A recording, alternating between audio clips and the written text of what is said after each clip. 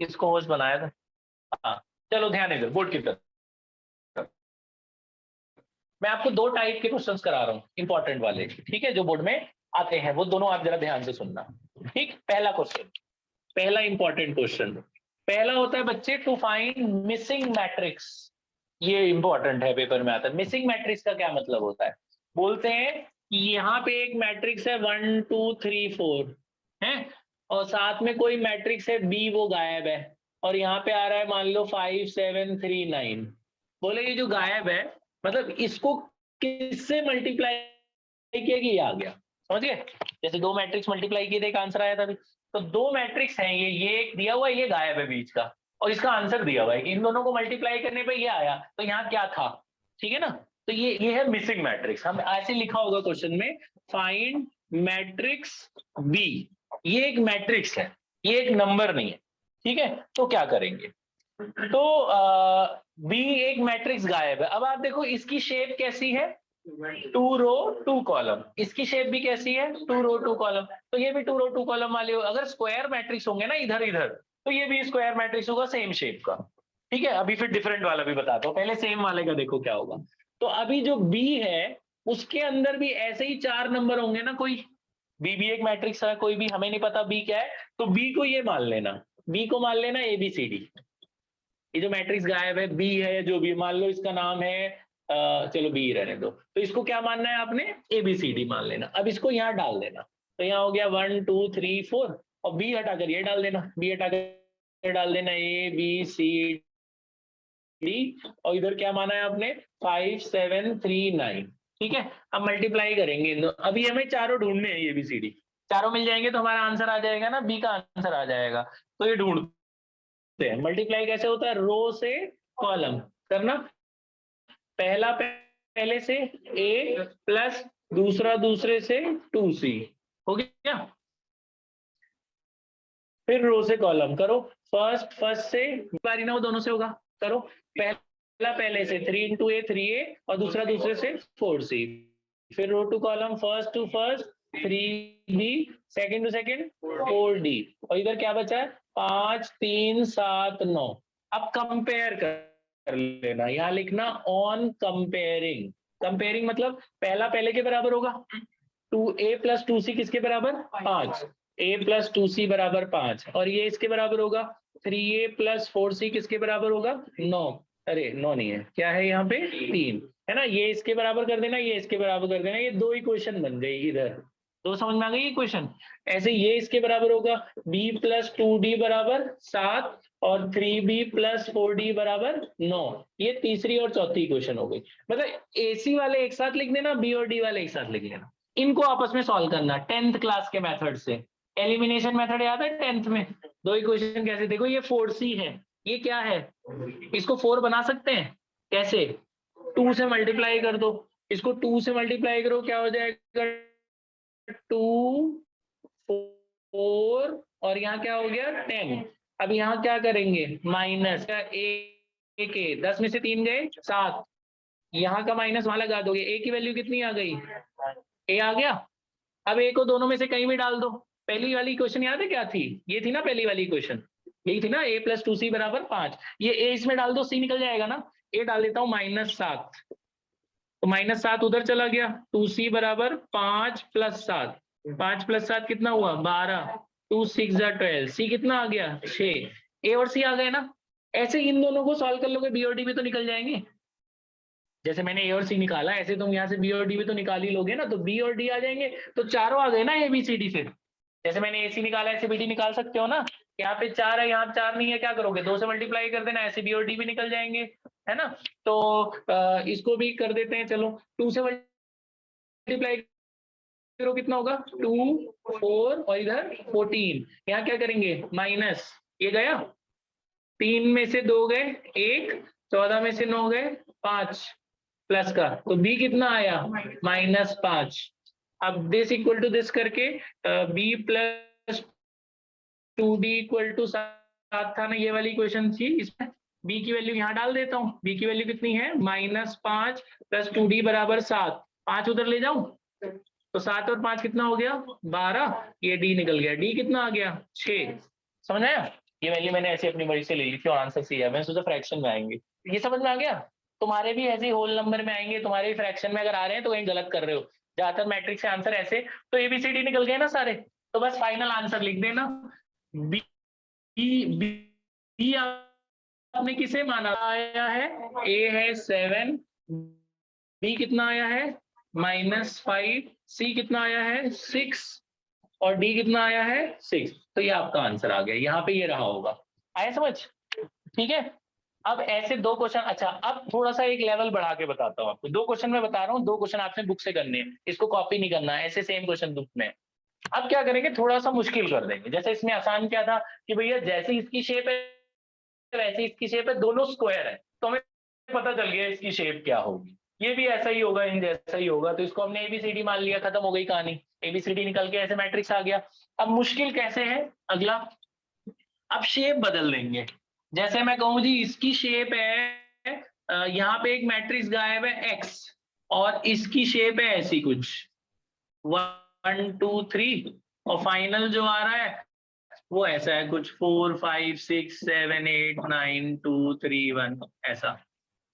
देख रहे हो, ये अलग शेप का है, ये अलग शेप का है, और यहाँ पे गायब है एक्स, तो बोलेंगे एक्स बताओ, है ना? तो हाँ, तो अभी जैसे कोई भी ऐसे नंबर दे दिए तो हम निकालेंगे कैसे, उसका लिखने का तरीका कैसा होना चाहिए, गैस वर्क से नहीं, निकालेंगे कैसे, शो कैसे करेंगे। अब ये इस एक्स की शेप ऐसी तो नहीं होगी, क्योंकि इसकी शेप अलग है, आंसर अलग आ रहा है। इसमें तो दोनों आपके स्क्वायर थे ना, स्क्वायर में सेम ले लेना, ऐसे ही स्क्वायर में जैसा ही है वैसा ही ले लेना। लेकिन अगर रेक्टेंगल में मैट्रिक्स आता है तो कभी भी ऐसा मत ले लेना। तो एक्स कैसा दिखेगा वो हमें कैसे पता चलेगा, तो यहाँ भी एक मैट्रिक्स गायब है एक्स, ये ढूंढना है।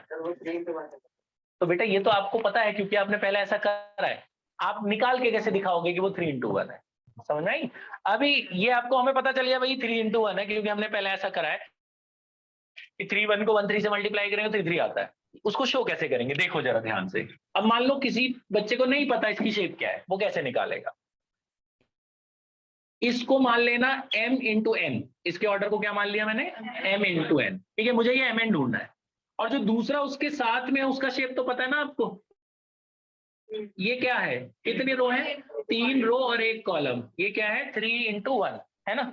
और जो फाइनल शेप आ रहा है उसका आंसर क्या है 3/3, ठीक है। अब जो एब्सेंट थे और जो आए थे उनके लिए बताओ, ये mn ढूंढना है बच्चों।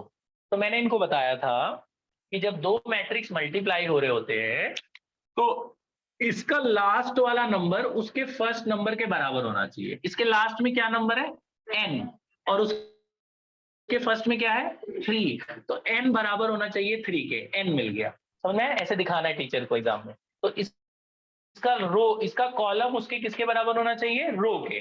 मल्टीप्लाई तभी पॉसिबल है जब इसका लास्ट उसके फर्स्ट के बराबर। तो n आपको मिल गया 3, n मिल गया। अब बचा क्या ढूंढने को, m। जो फाइनल शेप आता है वो कैसे आता है, first into last. Final shape कैसे आता है, ये मैंने सही लिखा है, सही है, 3 रो और 1 कॉलम। मेरे को लग रहा है जैसे गड़बड़ लिखा है, 3 रो है और 1 कॉलम है ना, है ना? और इसका शेप कैसा होना चाहिए, हाँ नहीं नहीं मैं बताता हूँ, ये पता है ऐसा है क्वेश्चन, ये ऐसा है, मैं थोड़ा सा ठीक कर दूं इसको। यहाँ 1 2 3 है बच्चों, यहाँ x है। अब करते हैं, ये क्वेश्चन थोड़ा सा ना चेंज था, ये क्वेश्चन हल्का सा मैं बदल के कर रहा हूँ क्योंकि वो गड़बड़ था, मैं बता रहा हूँ क्यों गड़बड़। अब वही प्रोसीजर फिर से करते हैं, x यहाँ है बच्चे, x वहां नहीं था, x यहाँ है। अब मुझे x पता करना है। अब फिर से देखो, पहले ऐसे बना लेना, नंबर मत लिखना, बस इसको ऑर्डर लिख लेना। इसमें कितने रो कितने कॉलम, 3 रो 1 कॉलम, और x के हमें नहीं पता, तो x को आपने क्या मानना है m into n, और जो फाइनल आंसर आ रहा है उसका ऑर्डर आपको पता है, उसका ऑर्डर क्या है 3/3। अच्छा मैंने क्या बोला, इसका लास्ट उसके फर्स्ट के इक्वल होना चाहिए, इसका लास्ट उसके फर्स्ट के, इसके लास्ट में क्या नंबर है 1, और उसका फर्स्ट क्या है m, m आपको पता चल गया 1, पहले गड़बड़ था वो। तो m की वैल्यू कितनी आ गई 1, पहले मतलब क्वेश्चन गलत लिखा था, अभी क्वेश्चन सही हो गया। तो फर्स्ट इक्वल टू दिस, तो 1 इक्वल टू m, ये बात समझ में आ गई। अच्छा और फाइनल आंसर कैसे आता था, first into last, first into last मतलब 3 इंटू n, तो 3 इंटू n, यहां से कंपेयर करो तो n किसके बराबर आएगा 3 के, तो वहां से आपको n मिल गया, n वहां से मिलेगा, m यहां से मिलेगा। एक बार फिर से देख लो, आंसर m और n मिल गए, बस यही मेन था दिखाना टीचर को। तो इसका शेप आपको पता है, इसका शेप आपको नहीं पता। हमारा मेन एम है शेप ढूंढना, उसका ऑर्डर ढूंढना। इसको आपने माना है m इंटू एन और उसका शेप है 3 इंटू 3। तो m और n कैसे मिलेगा? मैंने बोला इसका कॉलम उसके रो के बराबर होना चाहिए, इसका लास्ट नंबर उसके फर्स्ट नंबर के बराबर, मैंने m बराबर होना चाहिए 1 के, तो m की वैल्यू मिल गई 1। अब आपको बताया था एक रूल मल्टीप्लीकेशन का, थर्ड रूल, कि जब आप इनको मल्टीप्लाई करते हो तो जो प्रोडक्ट का ऑर्डर होता है फर्स्ट इंटू लास्ट होता है। फर्स्ट इंटू लास्ट क्या होगा? 3 इंटू एन। तो यहाँ हमने लिख दिया 3 इंटू एन। इस पे कंपेयर करें, देखो पहला पहले के बराबर है तो दूसरा दूसरे के बराबर होना चाहिए ना, तो 3 किसके बराबर हो गया? एन के, एन मिल गया। तो ये एम और एन मिल गए, तो यानी आपको मिल गया order of x. Order of x क्या मिला? 1 इंटू 3। ऑर्डर ऑफ एक्स को आपने क्या माना था? m इंटू एन, एम और एन मिल गए ना। तो 1 इंटू 3, 1 इंटू 3 का मतलब क्या होगा? एक रो होगा और 3 कॉलम। तो x को आपने मानना है a b c। इसमें सिर्फ 3 ही नंबर होंगे ना 1 इंटू 3 में। देखो एक ही रो है और कितने कॉलम है? 3। तो x को क्या माना आपने? a b c। अब आप आंसर निकालना आप शुरू करो, इसके बाद ही आसान है। तो अब आपका ये वाला मैट्रिक्स था 1 2 3 और इसको आपने क्या माना है? A B C. यहाँ एक्स को हटाकर मैंने क्या लिखा? ए बी सी, और उधर जो लिखा है वो एज इट इज रहेगा 4 5 6 7 8 9 और आपका 2 3 1। ये तो मैंने ऐसे रैंडमली लिखा। अब इन्हें मल्टीप्लाई करेंगे, ऐसी इक्वेशंस बनेगी, एबीसी निकल जाएगा। तो मेरा मेन एम क्या था? ये एक्स का ऑर्डर